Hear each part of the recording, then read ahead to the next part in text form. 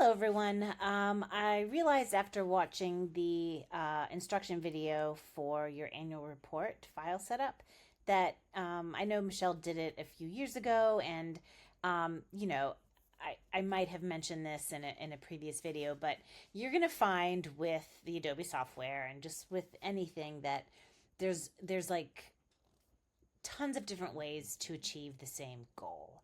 The way one person sets up a file might be different than the way another person sets up the file.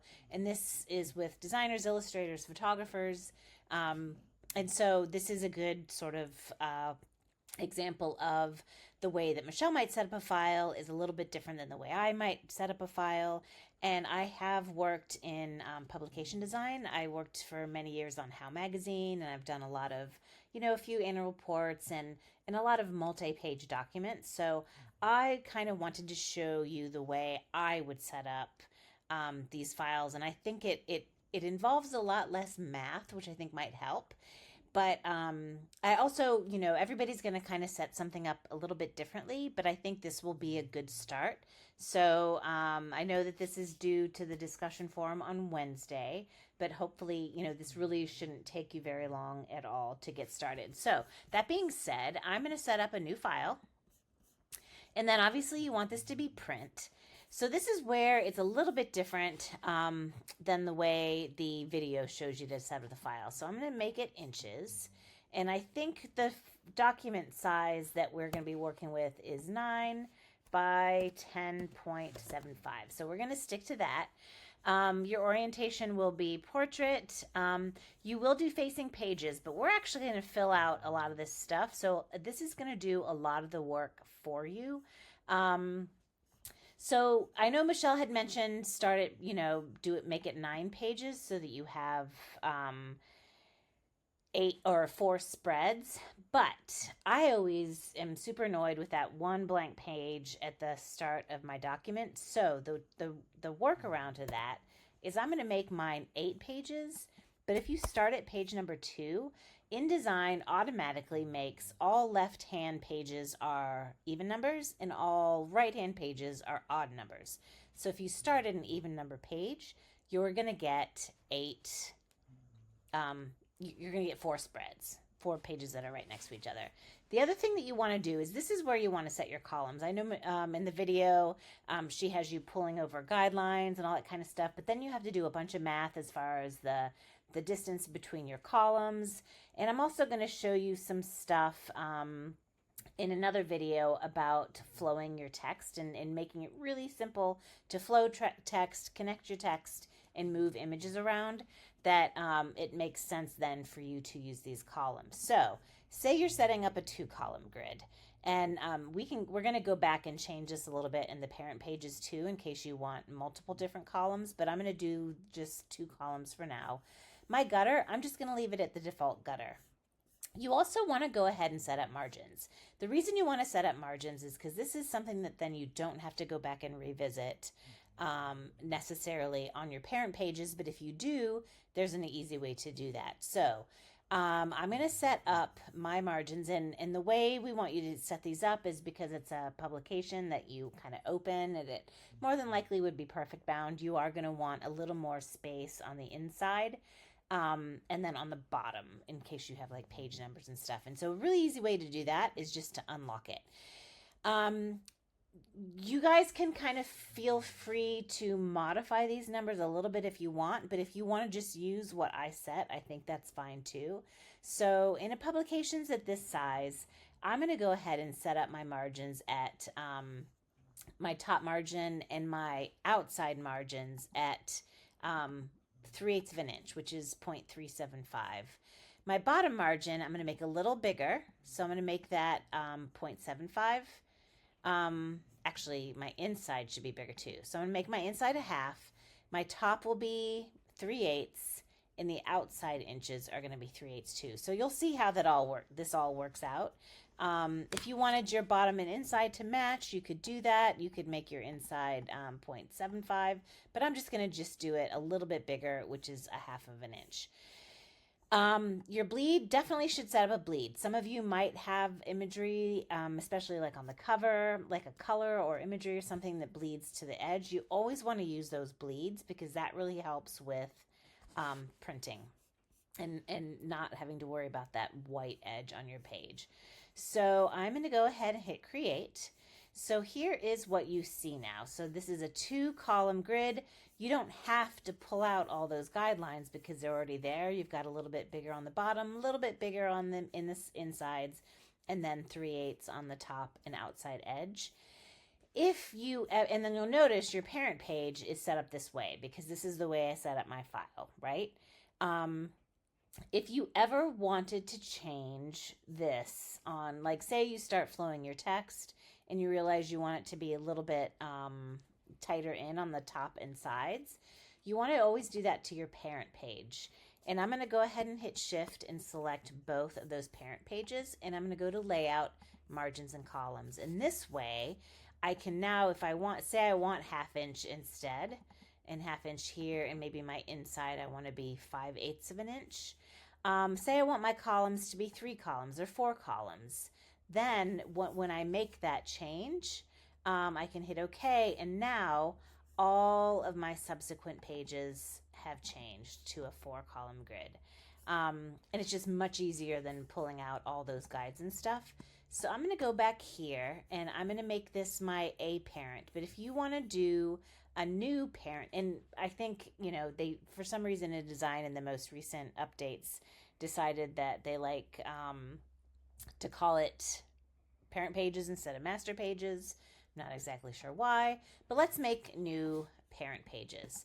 So I just clicked this little new button while I was up here in the parent page. So say I want these now to be different. So say you decided in your letter to the editor or one of your spreads you want to have it be 2 columns, and then say where you have your charts and graphs you want that to be 4 columns for a little bit more of an ease of placing your imagery and graphs and all that kind of stuff. So now I'm on the B parent page. I have both of those spreads selected. I'm going to go back to margins and columns, and I'm going to make these 4 columns. So what's nice about this, if I hit OK, now I have the same space between my, like, say I still want this to be 2 columns, but I want to have the flexibility of those 4 columns. It's basically pretty much, oops, I wonder why that happened. So I just totally layout, margins and columns. This could be why.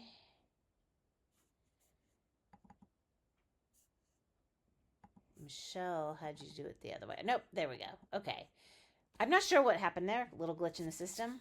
So now my A parent are 2 columns and my B parent are 4 columns. So say you decide that you want half of your booklet to have 2 columns, half of it to have 4 columns. I'm going to delete, oops, I just added.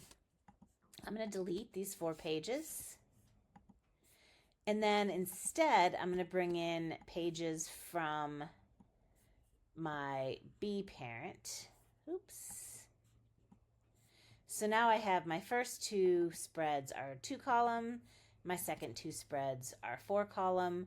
Again, if I didn't want that 4 column and I wanted 3 column on those B spreads, I would just go to my parent page, go to layout, margins and columns, and then change this to 3.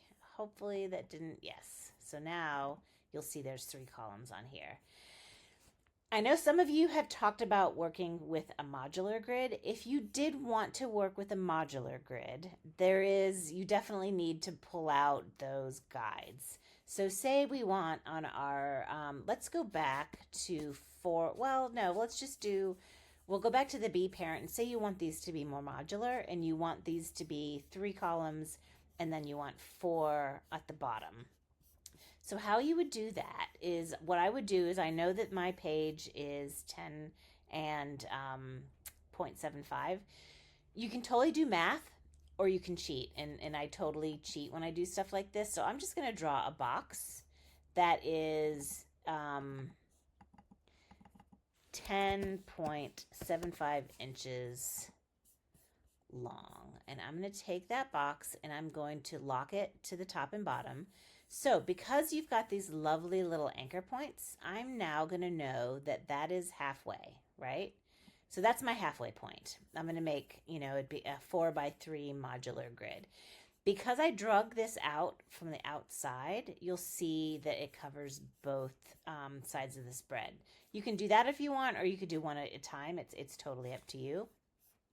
So now what I'm going to do is I'm going to shrink this box, and I know that this is half of that. Bring this down here. Didn't quite, I'm not doing this very neatly, so, and then this is half of that at this point. And so now you've kind of got your 3 mods by 4 mods, but obviously we are dealing with a margin and we don't really want anything to go beyond the margin. So I'm going to go back and actually do this by the margins. So ignore what I just did. I'm going to fix that a little bit, bring this up here. Sort of doing this on the fly, so bear with me. You want your mods to be within that live area space. Okay, so now that we have that, but obviously I want to have gutters. So I have gutters that are vertical. I also need gutters that are horizontal. I'm actually gonna make this a smaller stroke. So let's make this a half a point so it's just a little bit easier to so now I want my gutters to all be the same as well. So I'm just going to make my box, but I'm going to turn it so that it's horizontal instead. And then I'm going to line this up in the center. And now all I need to do is move these so that it lines up with those middle points.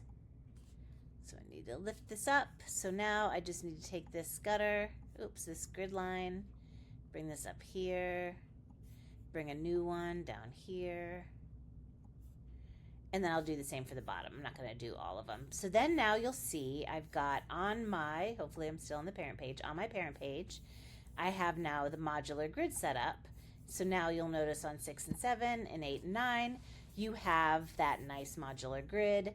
On 2 and 3, you have a 2-column grid. So it's really easy if you want to experiment even with a bunch of different grid structures, that you can just make it be a parent page and then pull them down into your working area if you want to do it that way. So I think you're going to find that this is a lot more flexible way to do this. So, it's up to you. If you've already done it, the old way, that's totally fine. Or I shouldn't say the old way, but if you've already set these up sort of the way Michelle explained them, that's totally fine. If you want to set it up this way, I think, that's okay too. I just think this is going to be a lot quicker, and it just makes it a lot easier to change things around if that's the way you decide to do it. So I always really start probably with, like a 3 or 4 column. I just find they're a little bit more flexible. I'm going to post another video talking about flowing your text, adding your imagery, and all that kind of stuff soon. But I just wanted to at least send this to you guys so that you've got another option as far as creating your grids. And that's really all I want to see for Wednesday. I just want to see that you've got your InDesign file set up. You will be working in one file, so make sure to back this up a lot. So all of your spreads should be in the same file as you start to build these and add your elements to them. Email me if you have any questions.